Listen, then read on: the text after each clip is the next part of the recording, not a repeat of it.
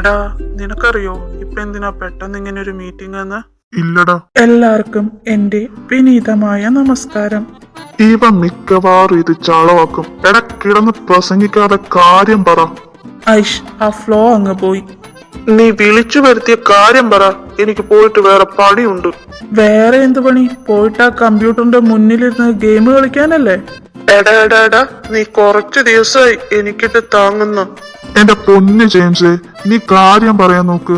നമ്മളിവിടെ ഒത്തുചേർന്നിരിക്കുന്നത് എന്തിനാണെന്ന് വെച്ചാൽ ഒരു മിഷന്റെ ഭാഗമായിട്ടാണ്. മിഷനാ? ഞാനറിയാതെ എന്ത് മിഷൻ? ഓ, ഇങ്ങേര് ഇച്ചായെന്നറിയാവുന്ന മിഷൻ തന്നെയായത്. Mission Angelina. ഏഞ്ചലീനയോ? ഏത്? നമ്മുടെ വിക്ടറിന്റെ കൊച്ചോ? അവളപ്പോ ഒരു കളിയായിരുന്നു. വെറുതെ അല്ല, ഞാനും വിചാരിച്ചു നമ്മുടെ വിക്ടറിന് ഒരു പെൺകൊച്ചിനോട് പ്രേമം തോന്നണമെന്നും ഒരു വഴിയില്ല. അപ്പൊ എല്ലാം ഒരു ഡ്രാമയായിരുന്നല്ലേ? അവൻ ഇവിടെ ഇല്ലാത്തത് ഇച്ചാന്റെ ഭാഗ്യം, അല്ലെങ്കിൽ അവന്റെ കയ്യിൽ നിന്ന് കിട്ടിയേനെ. അപ്പൊ നീയല്ലേ പറഞ്ഞേ അവളൊരു മിഷനാണെന്ന്? ഓ, ഞാൻ ഉദ്ദേശിച്ചത് ആ കൊച്ചിനെ തട്ടാനുള്ള മിഷനല്ല, അവളെയും വിക്ടറിയും ഒന്നിപ്പിക്കാനുള്ള പ്ലാൻ ഉണ്ടാക്കുന്ന മിഷനാ. ഇവൻ പറയുന്നതിലും കാര്യമുണ്ട്.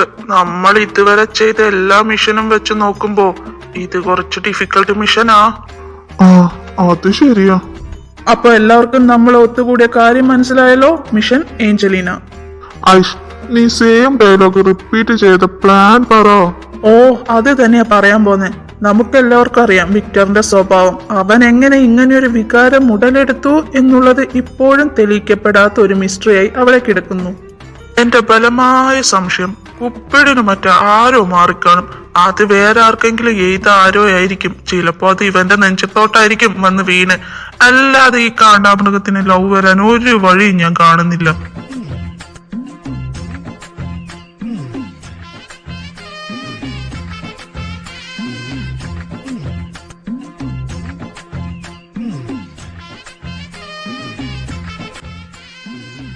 കഴിഞ്ഞ എന്നാ ഞാൻ ഒന്ന് പറഞ്ഞോട്ടെ. ഹ്യൂമർ സെൻസ് ഇല്ലാത്ത മൂരാച്ചികൾ.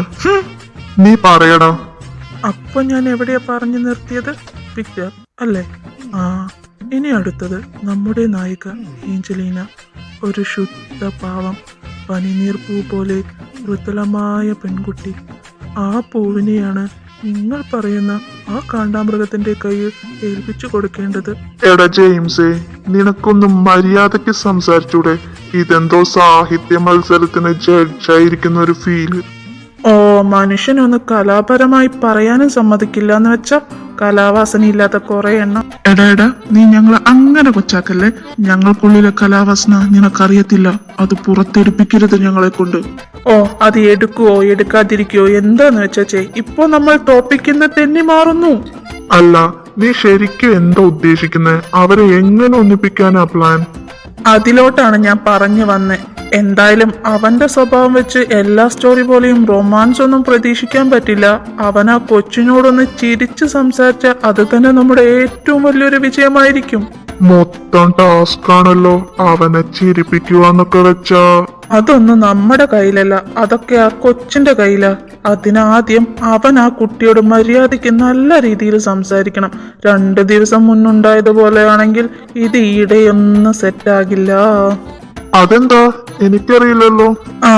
അതൊന്നും പറയാതിരിക്കുന്നതാ ഭേദം. ഞാൻ അവനെ കൊണ്ട് ആ കുട്ടിയെ കണ്ട് അവന്റെ ഇഷ്ടം തുറന്നു പറയിക്കാൻ വേണ്ടി കൊണ്ടുപോയതാ.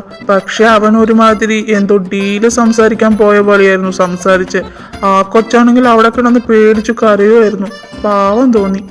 ബെസ്റ്റ്. ഇങ്ങനെയാണെങ്കിൽ ആ കുട്ടി ഇവനെ തിരിച്ചു സ്നേഹിക്കുന്നെന്ന് എനിക്ക് തോന്നണില്ല. ഇനി ഇവന് അവളില്ലാതെ പറ്റില്ല എന്നുണ്ടെങ്കിൽ തട്ടിക്കൊണ്ടുവന്ന് കെട്ടിച്ചു കൊടുക്കുക.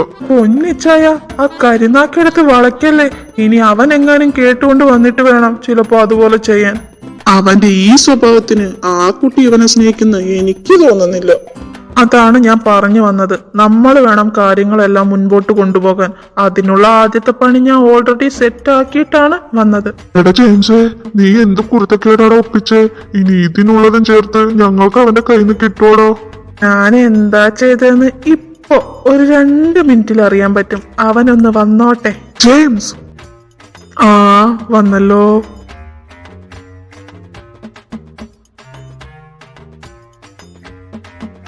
നീ ആരോട് ചോദിച്ചിട്ടാ അവൾക്ക് കൊറിയർ അയച്ചേ? എടാ നീ ആദ്യം ഒന്ന് കൂളാക്, എന്നിട്ട് ഇവിടെ ഇരിക്കേ, ഞാൻ എല്ലാം പറഞ്ഞുതരാം. ആദ്യം ഞാൻ ചോദിച്ചതിനുള്ള ഉത്തരം താ. നിന്നോട് ആരാ എന്റെ പേരിൽ അവൾക്ക് കൊറിയർ അയക്കാൻ പറഞ്ഞ്, അതും ഡേറ്റിന് പോണെന്ന് പറഞ്ഞ്? എന്തോന്ന് ഡേറ്റാ? അതെ ഡേറ്റ്. എന്തേ, നിങ്ങളാരും കേട്ടിട്ടില്ലേ? എടാ നീ ഇത് എന്തിനുള്ള പുറപ്പാടാ? വിക്ടർ നീ ഇവിടെ ഇരിക്കേ, എന്നിട്ട് ഞാൻ പറയുന്നത് ആദ്യം നീ ഒന്ന് കേൾക്ക്.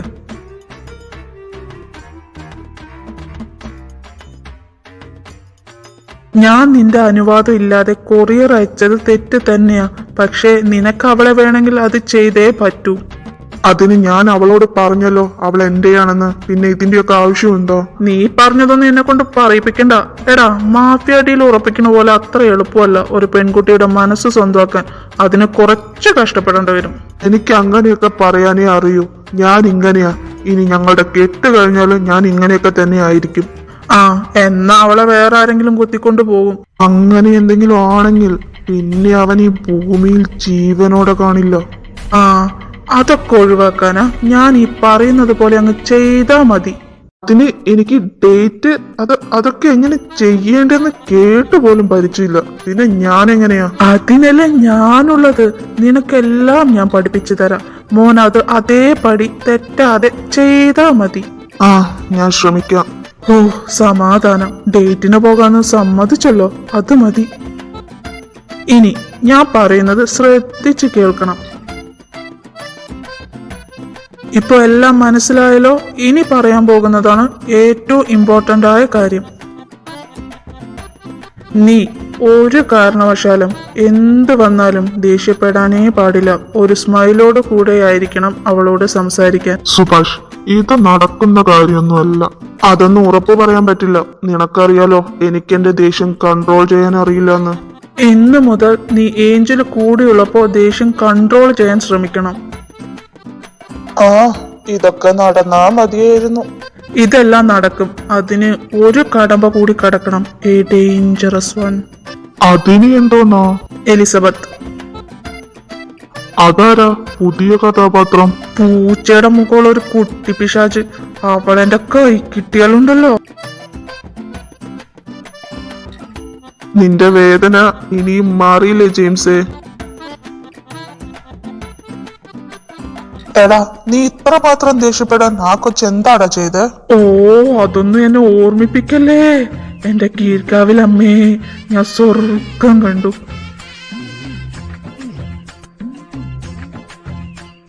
എന്താടാ കാര്യം? അവൾ അവന്റെ ആസ്ഥാനത്തിനിട്ട് ഒന്ന് കൊടുത്ത് അവിടെ കിടന്ന് അവന്റെ കുടുംബജീവിതം ഇല്ലാതാക്കി എന്ന് പറഞ്ഞ് കരച്ചിലായിരുന്നു.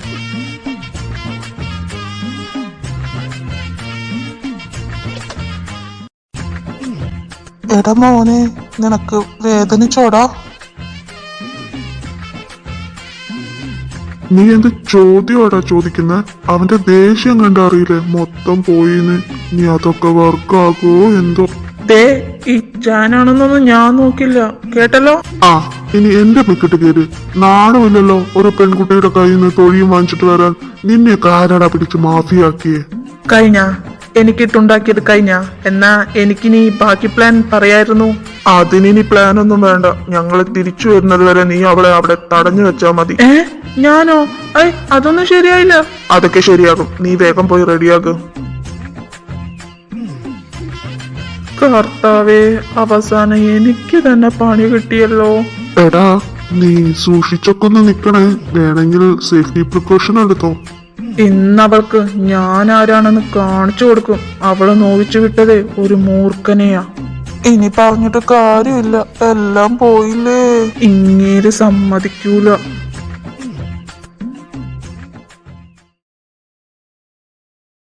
ചേച്ചി ഇത് എവിടെയാ? ഫോൺ എടുക്ക പ്ലീസ്. Hello Angel. ചേച്ചി ചേച്ചി ചേച്ചി എവിടെയാ?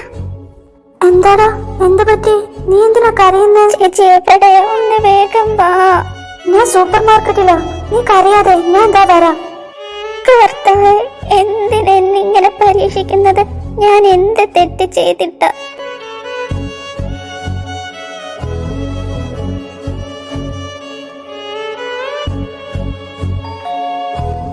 ചേച്ചി ഇത്ര പെട്ടെന്ന് എത്തിയോ?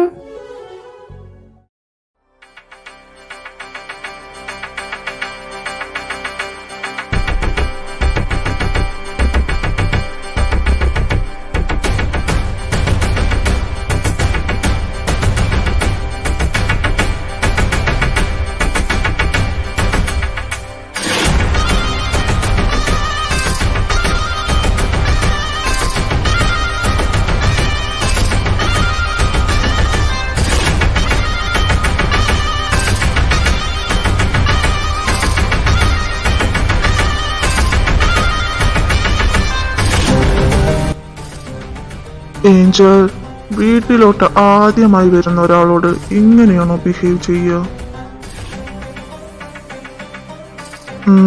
സാരമില്ല, ഇത്തവണത്തേക്ക് ക്ഷമിച്ചു. അല്ല, നീ ഇനി റെഡി ആയില്ലേ? ഇപ്പൊ തന്നെ ടൈം 6:45 ആയി. നമുക്ക് പോകണ്ടേ? നീ വേഗം പോയി റെഡി ആയി വാ, ഞാൻ വെയിറ്റ് ചെയ്യാം. ഞാൻ വരില്ല. ബേബി, ഇപ്പൊ തന്നെ ലേറ്റ് ആയി. നീ വേഗം പോയി റെഡിയാകാൻ നോക്ക്. സാർ പ്ലീസ് എന്നെ വെറുതെ വിട്ടേക്ക്. ഞാൻ നിങ്ങൾക്ക് ഒരു ഉപദ്രവം ചെയ്തില്ലല്ലോ. ബേബി, നിന്നോട് ഞാൻ ഒരിക്കൽ പറഞ്ഞിട്ടില്ലേ എനിക്ക് റിപ്പീറ്റ് ചെയ്യുന്നത് ഇഷ്ടമല്ലാത്ത കാര്യമാണ്. പിന്നെയും വെറുതെ എന്തിനാ എന്നെ ദേഷ്യം പിടിപ്പിക്കുന്നേ? പോയി റെഡിയാക്ക്. ഇല്ല, ഞാൻ എങ്ങോട്ടും വരത്തില്ല.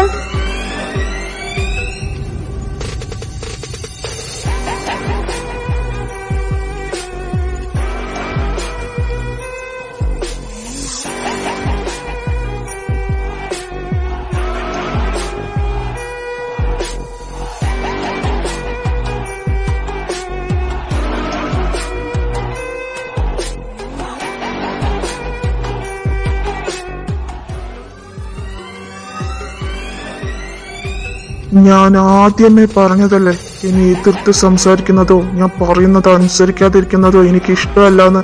പിന്നെയും പിന്നെയും നീ എന്തിനാ അത് തന്നെ തെറ്റിക്കുന്നത്? പ്ലീസ് സാർ എന്നെ വെറുതെ വിട്ടേക്ക്. ഞാൻ സാറിന്റെ കാല് പിടിക്കാം. ബേബി, നീ എന്തിനാ ഒരിക്കലും നടക്കാത്ത കാര്യം പറഞ്ഞ് കരയുന്നേ? ഞാൻ പറഞ്ഞത് ഓർമ്മയില്ലേ? നീ എന്റെയാ, എന്റെ മാത്രം. ഈ ലോകത്ത് നിന്റെ മേൽ എനിക്ക് മാത്രമേ അധികാരമുള്ളൂ. നീ എത്ര കരഞ്ഞിട്ടും കാര്യമില്ല. വെറുതെ കണ്ണീര് പാഴാക്കാനല്ലാതെ വേറെ ഒരു മാറ്റവും സംഭവിക്കാൻ പോകുന്നില്ല. അതുകൊണ്ട് എന്റെ ഏഞ്ചൽ ബേബി പോയി റെഡി ആയിട്ട് വാ. No, ഞാൻ വരില്ല തന്റെ കൂടെ.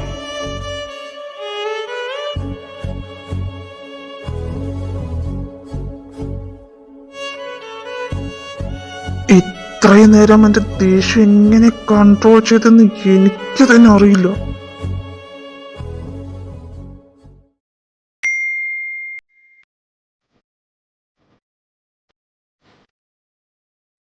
ഏഞ്ചൽ, നിനക്ക് ഈ ലോകത്തിൽ ഏറ്റവും ഇഷ്ടം ആരെയാ? എന്നെയാണോ? ഏയ്, അതിന് വഴിയില്ല. പിന്നെ ആരെയാ? ഇവളെയാണോ?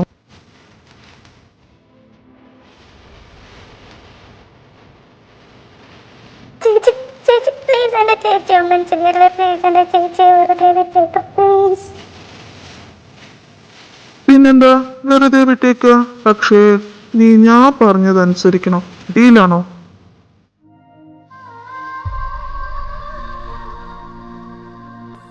ആലോചിച്ചിരിക്കാൻ ടൈമില്ല. നീ വേഗം പറ, എന്നിട്ടാണ് എനിക്ക് ജെയിംസിനെ വിളിക്കാൻ.